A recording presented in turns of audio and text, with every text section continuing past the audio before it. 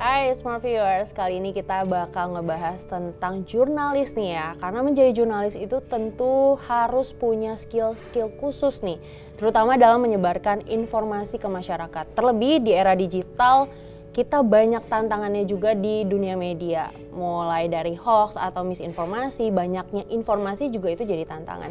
Nah, di Jurnal Binusian kali ini kita kedatangan tamu yaitu Fanny Agnia, jurnalis muda yang sekaligus juga alumni Binusian yang sekarang tuh sudah melanglang buana di Garuda TV ya.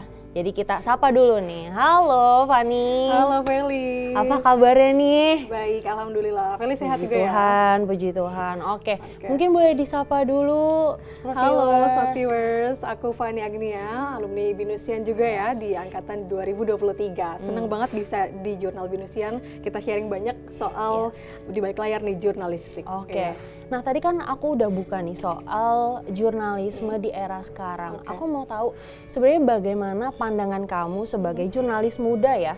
Di era sekarang tuh jurnalisme tuh seperti apa sih? Terlebih di era digital sekarang. Tantangannya seperti apa gitu? Iya, kalau ngomongin jurnalistik di era digital ini memang sangat dekat dengan kata tantangan ya. Karena sebenarnya kalau kita berhadapan juga dengan berita dan juga dengan banyaknya media sosial yang udah berhadapan dengan kita sehari-hari, ini tantangan yang besar khususnya untuk media cetak. Karena kan media cetak ini ya memang mereka tidak ada di online, tidak perlu menggunakan internet. Semakin majunya zaman gitu kan, internet sudah mulai gampang diakses dan membuat media cetak ini akhirnya ditinggal. Jadi memang tantangan besar ini terjadi pada media cetak. Kalau saya sendiri, Felis ini kan memang dari media televisi di Garuda TV gitu. Jadi memang untuk adaptasinya nih kurang lebih tidak begitu sulit, namun tetap harus diusahakan agar tidak jumping dengan media-media televisi lainnya gitu. Kalau kita lihat juga dari data perusahaan pers, ini memang jomplang banget. Di tahun 2013 itu dari media cetak ini mencetak kurang lebih 1.200 eksemplar. Tapi di 2017 ini hanya 300 eksemplar. Itu kan artinya memang jauh ya berbeda dengan adanya jurnalistik di era digital saat ini. Begitu Felis. Kalau misalkan soal eksistensi mungkin bisa dikatakan seperti itu ya. Tapi kan ada tantangan-tantangan lain seperti aku tadi sudah bilang, hoax atau misinformasi juga, overload nih informasi. Karena kan saking banyaknya platform itu informasinya makin banyak lagi dan makin cepat didapatkan oleh masyarakat. Nah, apakah menurut Fanny itu adalah tantangan besar satu-satunya atau mungkin ada tantangan lainnya nih yang mungkin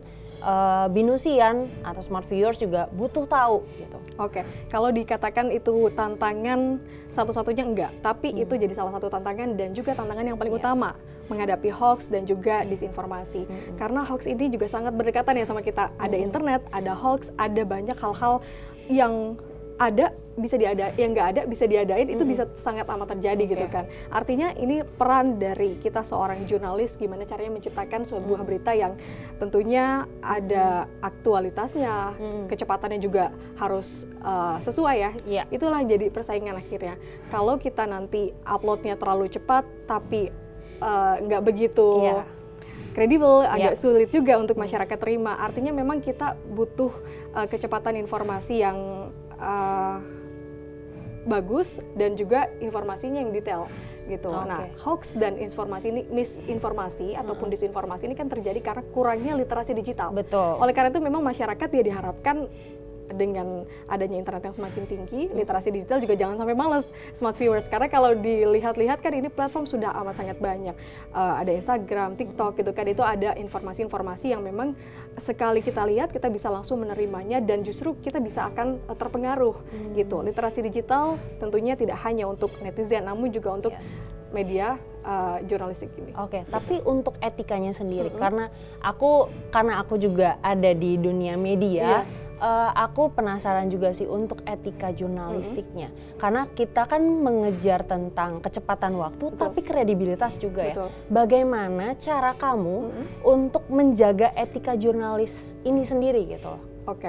Oke, berbicara etika jurnalis ya kan, artinya ini sudah harus bisa balance ya antara berita yang kita produksi dengan profesionalitas kerja kita. Betul. Gitu. Kalau ngomongin etika jurnalis, lagi-lagi kita memang harus menjaga kredibilitas, itu yang utama. Nah, kemudian etikanya bagaimana dengan kita si produsen berita, ya tetap harus mengutamakan 5W1H tentunya. Tapi 5W1H itu jangan sampai dibuat-buat, sesuai dengan fakta yang terjadi. Kalau memang kita menemukan kebingungan, karena kalau kita lihat Smart Viewers, ini berita itu kan ada yang namanya jenis opini dan juga memang ada yang berupa fakta.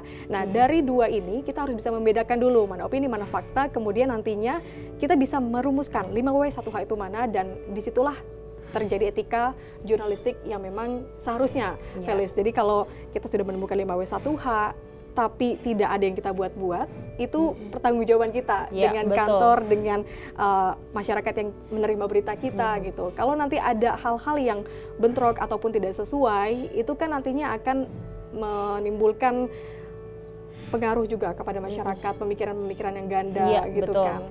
Nah, itu. Karena kembali lagi ya, maksudnya sebagai seorang jurnalis itu memang sudah tanggung jawab kita juga untuk memberikan informasi yang gak cuma menarik loh, karena kan saat ini tuh selalu digempurnya informasinya menarik gak? Gitu. Karena beberapa kali konten-konten pendek kalau misalkan di 3 detik awal tidak menarik, atau let's say 10 detik awal tidak menarik, orang akan langsung scroll. Kayak gitu. Nah, takutnya nih karena mau ngincernya tuh menariknya aja, faktanya tuh jadi kayak ngeblur gitu loh. Nah, itu yang mungkin tadi sudah disampaikan sama Fani ya. Etika jurnalisnya ini tetap harus dijaga. Nah, sebelum melanglang buana akhirnya di Garuda TV nih, Fani kan juga udah sebagai alumni Binosian, itu pasti ada prosesnya di sana. Tapi sesuai jurusan ya? Betul, sesuai jurusan ya? Iya. Mass communication berarti oke. Nah, apakah di perkuliahan nih, apa yang Fani dapat itu memang membantu Fani dalam menjalani profesi jurnalis sekarang ini? Oke, sangat amat membantu, Felis. Karena seperti yang tadi Felis sebutkan ya, jurusan mass communication, komunikasi massa, yang memang outputnya nggak jauh itu juga dengan media. Nah, ternyata di dalam media ini ada dua pilihan. Kita bisa di belakang layar, bisa di depan layar.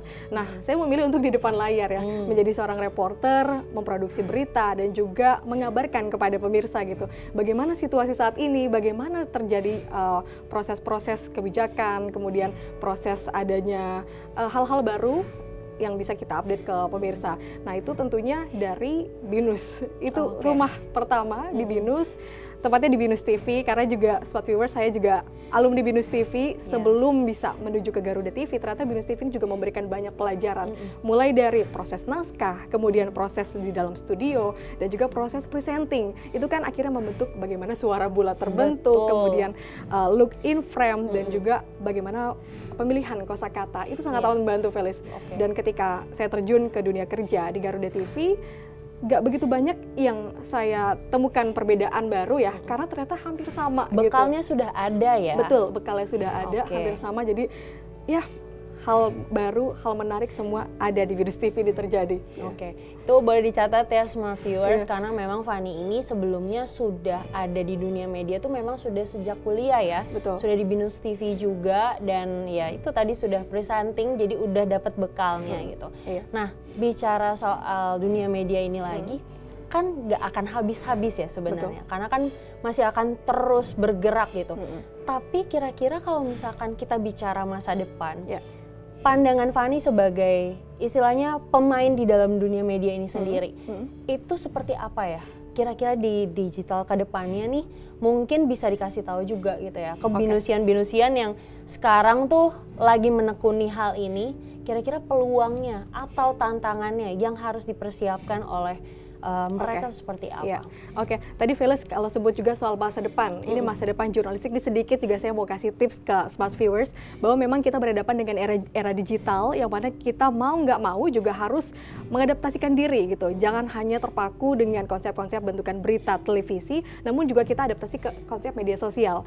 Nah, jadi kalau di kantor saya ini memang sangat terbuka gitu dengan berbagai macam ide. Boleh saja konsepnya nanti mengabarkan dengan konsep vlog. Artinya memang konsep vlog kita mengajak pemirsa yang sedang menyaksikan ini melihat bagaimana suasana ketika kita mengabarkan, bagaimana poin-poin penting yang kita sampaikan secara langsung, itu konsep vlog. Dan memang itu bisa langsung ditayangkan di sosial media, like-nya kita live streaming ya, Alicia, live streaming. Sekarang lagi rame tuh lah, live streaming kayak gitu. Live streaming. Jadi jangan sampai kita ini nggak melek ya untuk ke era digital seperti itu. Itu tips and triknya, jadi biar teman-teman smart viewers juga jangan ragu, jangan bimbang kalau mau bikin konten, karena kita ini juga citizen journalism. Ya, kita di masyarakat juga bisa untuk jadi jurnalis. Upload apapun informasi yang menurut kalian itu sudah relevan, 5W1 hanya jangan sampai lupa. Jadi ketika teman-teman scroll Instagram, TikTok, itu sudah ada informasi dari kita sebagai masyarakat yang berusaha untuk mengabarkan.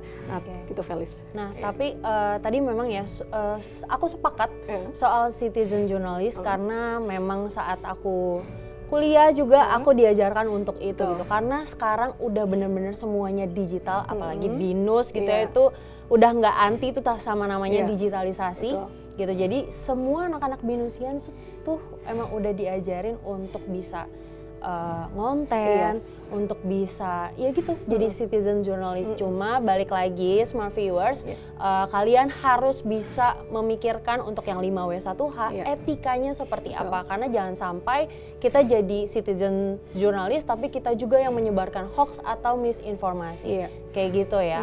Paling mungkin itu aja. Sorry banget kita harus berpisah karena waktu yang singkat, tapi tidak menutup kemungkinan ya kita akan membahas isu-isu lainnya. Gitu ya.